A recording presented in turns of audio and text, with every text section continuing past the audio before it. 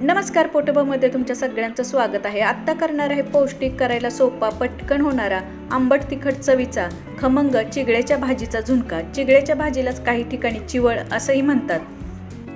तर सर्वात आधी भाजी बाजारातून आणल्यानंतर पाण्याने स्वच्छ धुवून निथळून कोरडी झाली की आता ही निवडायची आणि भाजी निवडत असताना याला या अशा लहान लहान मुळे असतात या तोडून बाजूला करायच्या।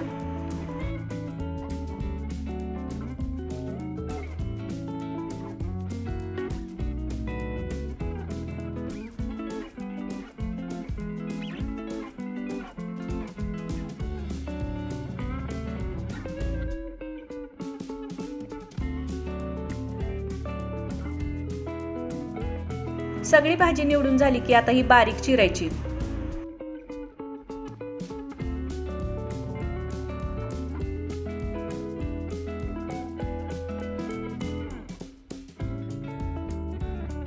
तर आता बारीक चिरलेल्या चिगळ्याच्या भाजीबरोबरच झुणका करण्यासाठी लागणार आहे तेल, बेसन पीठ, बारीक चिरलेला कांदा, मोहरी, हळद, जिरेपूड, लाल तिखट, मीठ, हिंग, ओवा आणि ठेचलेला लसूण। आता गॅसवर जाड बुडाची कढई ठेवायची। गॅस सुरू करून गॅसची फ्लेम मीडियम करायची आणि कढईत 2 चमचे किंवा गरजेनुसार तेल घ्यायचं। तेल व्यवस्थित गरम झालं की यात अर्धा चमचा मोहरी आणि 1 कांदा बारीक चिरलेला घालून एकसारखं हलवायचं।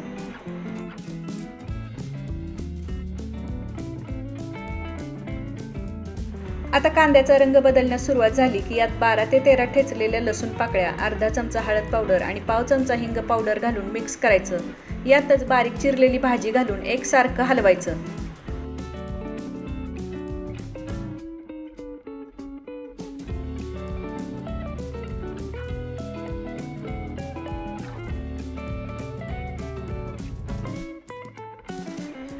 तेलावर भाजी चांगली परतली गेली की यात चवीनुसार मीठ, 2 चमचे किंवा आवडीनुसार लाल तिखट, 1 चमचा जिरे पावडर आणि 1 चमचा ओवा हातावर चोळून भाजीत घालायचा आणि एकसारखं हलवायचं। सगळं चांगलं मिक्स झालं की वरती झाकण ठेवायचं।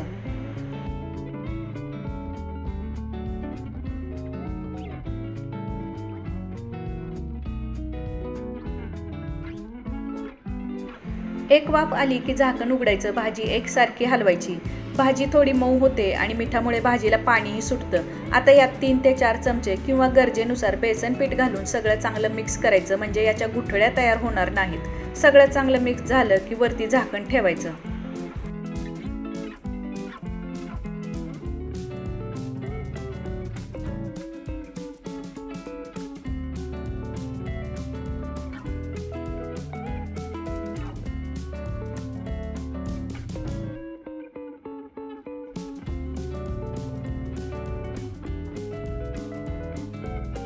मीडियम ते लो फ्लेमवर 2 वाफा आल्या की झुणका अगदी व्यवस्थित शिजतो। आता गॅस बंद करायचा आणि कढई खाली उतरायची। झुणका जसा जसा थंड होईल तसा तसा हा सुटसुटीत होतो।